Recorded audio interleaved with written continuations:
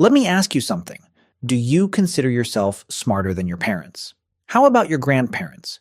For 50 years, every generation of humans scored higher on intelligence tests than the one before. Not just slightly higher, measurably, consistently higher. Across every country that tracked it, from the 1930s to the 1990s. A child born in 1980 was, on paper, smarter than their parents. Researchers called it the Flynn effect, and for half a century it was one of the most reliable findings in all of cognitive science. Then, somewhere around 1995, the line stopped rising, and then it reversed. The data from over 1 million people across 8 countries now confirms something no one expected when they started measuring. The scores are falling, by amounts so large that researchers described them as alarming.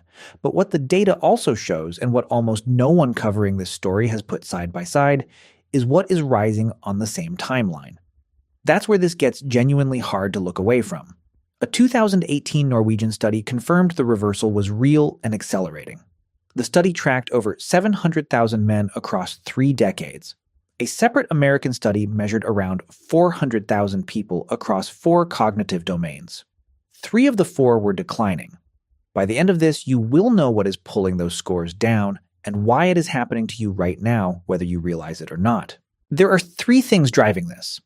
The third one is the part that makes the first 2 feel like a warm-up.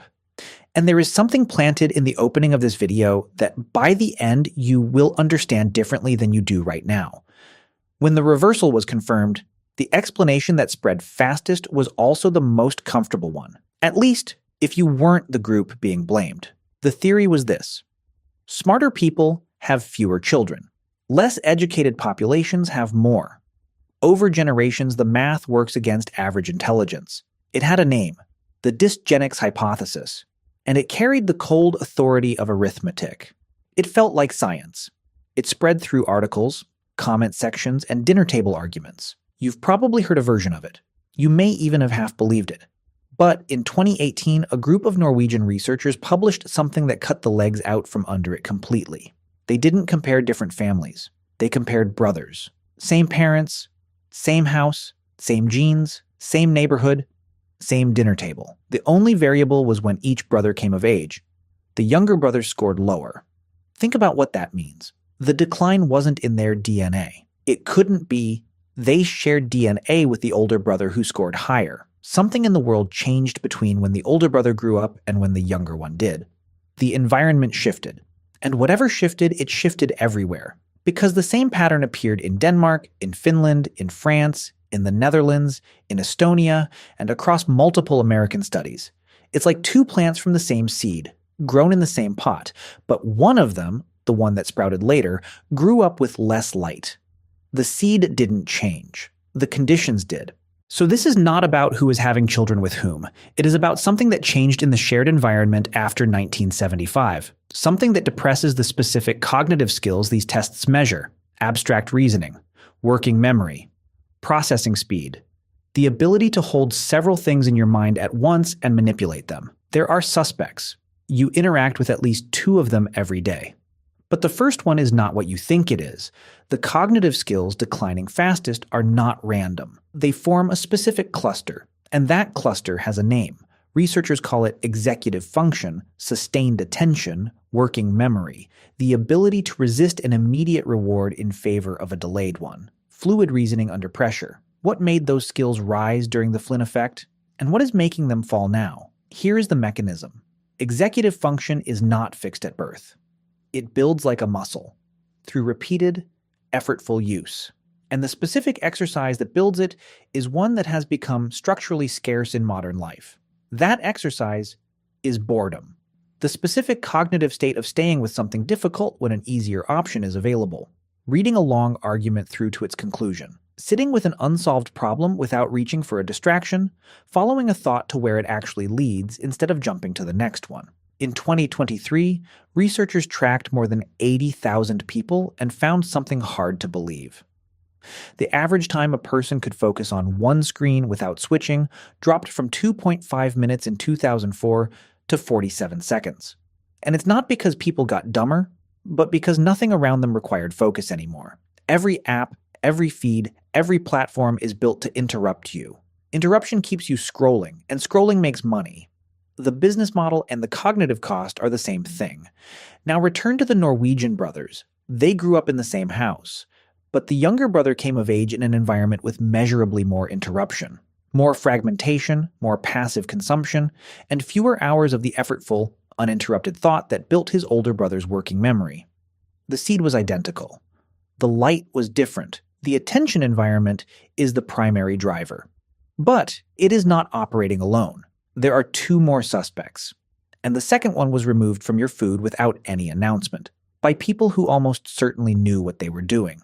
Some of what's driving the decline was not an accident of modern life. It was a decision, a quiet one, made without any public notice. Through most of the 20th century, commercial bread in the United States and Europe was made with iodized dough conditioners. Iodine is essential for thyroid function, and thyroid function is directly linked to cognitive development, especially in children and in utero. The Flynn effect's rise tracked almost perfectly with improvements in nutrition, including iodine availability. In the 1970s and 1980s, manufacturers switched. Bromine-based alternatives replaced iodized conditioners in commercial bread production. Iodine deficiency, a condition considered solved, quietly returned. In developing populations, iodine deficiency is documented to reduce IQ scores by 10 to 15 points. In developed nations, the effect is smaller, but it is measurable.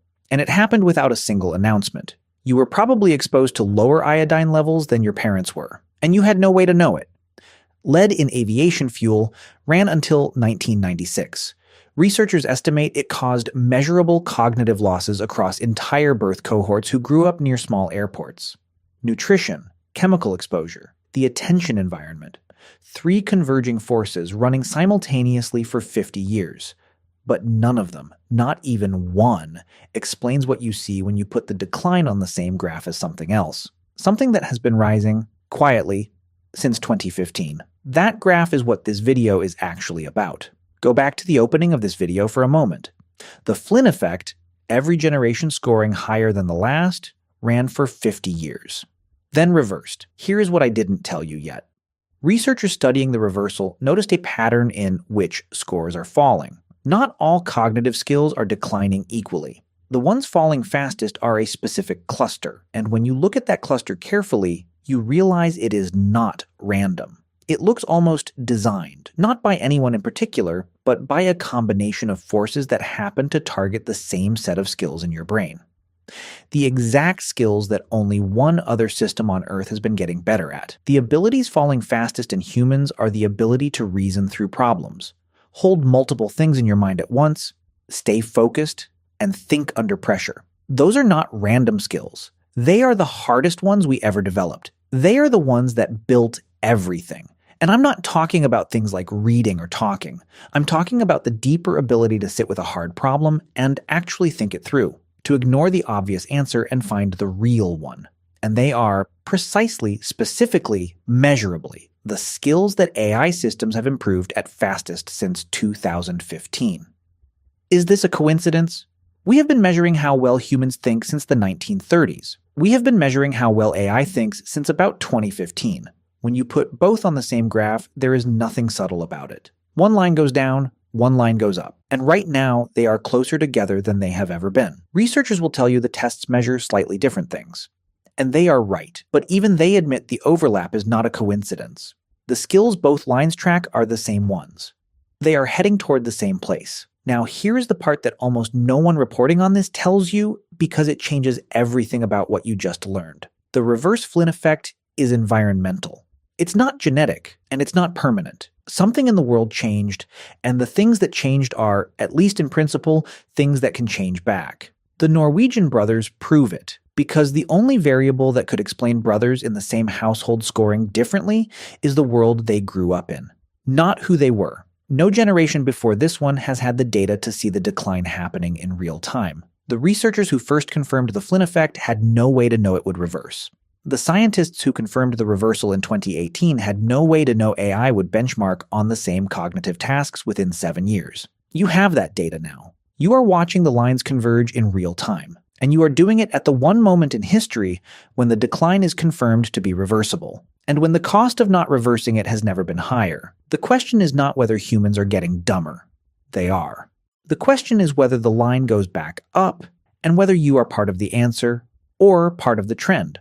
The cognitive science on reversing this points to a specific set of conditions, almost the exact opposite of what most productivity advice tells you. The line is not fixed. The window is not permanent. And right now, you are one of the only generations in history that knows the line exists at all.